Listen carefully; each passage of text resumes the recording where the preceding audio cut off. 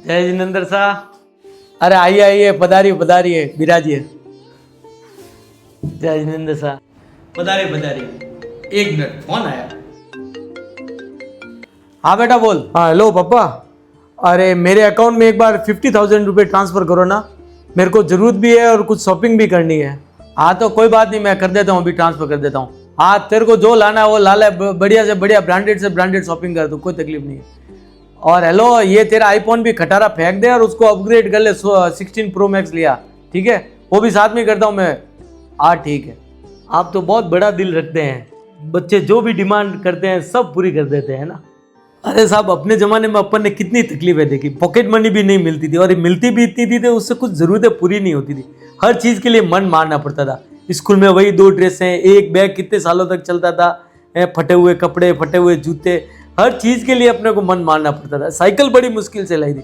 अरे खेलने जाते थे तो बैट बॉल के लिए भी क्लब सिस्टम करना पड़ता था, मिलिट्री सिस्टम से पैसे इकट्ठे होते थे तब जाके बैट बॉल आते थे। मतलब हर चीज़ के लिए अपन ने देखो बुनियादी सुविधाएं अपन ने नहीं देखी, और अपन नहीं चाहते कि जो तकलीफें अपन देखी है अपने बच्चे भी देखें। अब भगवान ने 2 पैसे दिए हैं तो उनकी जितनी भी ज़रूरत है कम से कम वे तो अपन पूरी करें।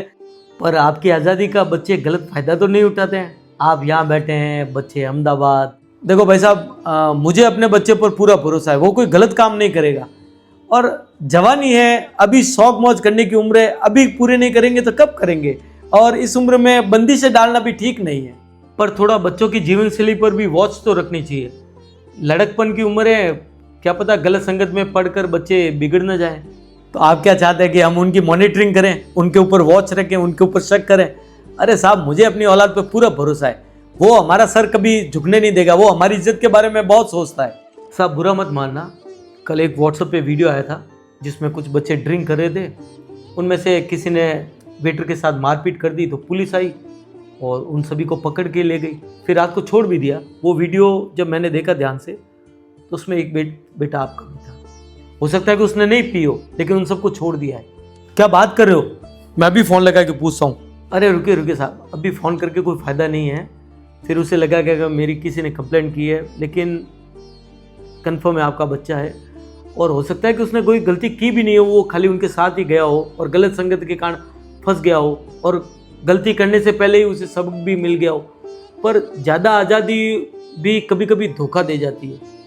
देखिए साहब, ऐसे मामलों में कोई भी आदमी इंटरफेयर नहीं करता है, कोई किसी को कहता भी नहीं है, लेकिन आपसे मन मिलते हैं, इसलिए मैंने आपसे बात की है कि हो सकता है कि बच्चे को कोई गलत संगत फंसा भी सकती है किसी दिन।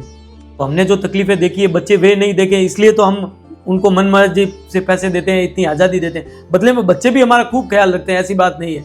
देखिए साहब, आपने बात बहुत अच्छी की कि हमने जो तकलीफ़ें देखी हैं, बुनियादी सुविधाएं नहीं देखी, तो हमारे बच्चे तकलीफ़ क्यों देखे जब 2 पैसे भगवान ने दिए। लेकिन आपके और हमारे ज़माने में जो शादियाँ होती थी ना, सब घर में होती थी। घर के ऊपर छत पर बैठक होती थी, तो जितने भी दोस्त आते थे वो मेहमानों से नज़रें मिला के उनको ऊपर जाना पड़ता था। नीचे आते थे तो भी हमारे पेरेंट्स, मेहमान सब बैठे रहते, उनसे भी नज़रें मिलाते हुए जाना पड़ता था। इसलिए किसी की हिम्मत नहीं होती थी कि शराब ले आए घर में, दारू ले आए, सिगरेट ले आए और कोई गलत चीज़ ले आए।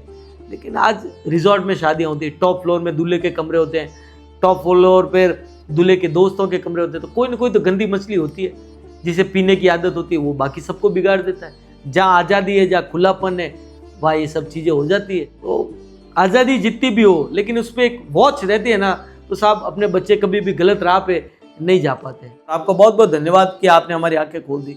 आगे ये बात कहीं नहीं जाए, लेकिन मैं अपने बच्चे से आराम से बात करूंगा और उसे समझाऊंगा कि गलत संगत उसका जीवन बर्बाद कर सकती है।